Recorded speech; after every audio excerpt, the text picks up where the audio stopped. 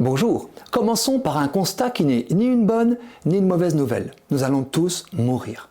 L'Antiquité nous désignait comme des mortels qui savent qu'ils vont passer. Mais La Rochefoucauld constate, le soleil ni la mort ne se peuvent regarder fixement. Quand je vous dis « je vais mourir », je ne suis pas sûr d'en être si certain que cela. Sinon je mènerai une vie plus juste, conforme à l'évidence que je n'emporterai rien là-haut. Faut-il un grave accident pour réaliser sa mortalité ? Des personnes changent de vie après avoir frôlé la mort. Elles ne s'embarrassent plus de mondanité, goûtent le présent, modifient leurs priorités au profit de leurs proches. Parfois quittent leur métier. Confucius affirmait « l'homme a deux vies, la seconde commence quand il réalise qu'il n'en a qu'une ». Le docteur Viktor Frankl en concluait qu'il nous faudrait vivre comme si c'était la deuxième fois. Mais comment faire ?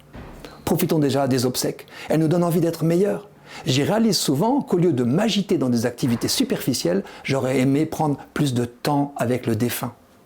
Un disciple de Frankl nommé Alex Patakos propose un drôle d'exercice, assister à ses propres obsèques et rédiger son éloge funèbre. Projetons-nous dans notre cercueil pour entendre parler de nous, collègues de bureau, amis, clients et bien sûr proches. Je vais essayer de jouer le jeu.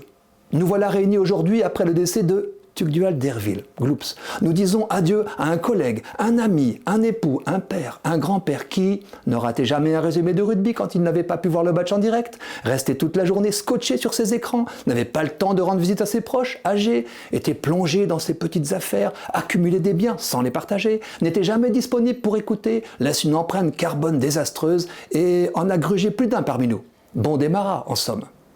Bon, j'ai osé le scénario catastrophe, mais j'ai entendu un jour au bord d'une tombe où venait de descendre un cercueil, une petite phrase susurrée au défunt par un membre de sa famille penché sur lui. « Ben toi, tu nous en auras fait voir ». Ça n'avait pas le ton de la vengeance, mais presque celui du soulagement. Je reviens à l'exercice. Il ne s'agit surtout pas d'écrire l'éloge funèbre que nous méritons, mais celui que nous aimerions mériter. Il doit être touchant, édifiant. Si cela vous paraît fastidieux, notez juste les 3 choses que vous aimeriez que les gens retiennent de vous. Ensuite, changement de cap. Il suffit pendant notre reste à vivre, que je nous souhaite aussi long que possible, de nous conformer à cet autoportrait rêvé. Révision de vie en vue. Dans sa récente exhortation apostolique Laudato Deum, le pape François joue sur cette motivation quand il s'adresse à ceux qui ont, à ses yeux, les clés de la réponse à la crise climatique.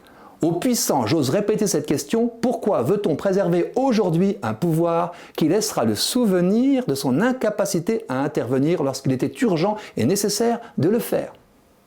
La mort peut être bien cruelle, mais reconnaissons que sa perspective, en nous poussant à une vie meilleure, en fait, d'une certaine façon, une bonne nouvelle.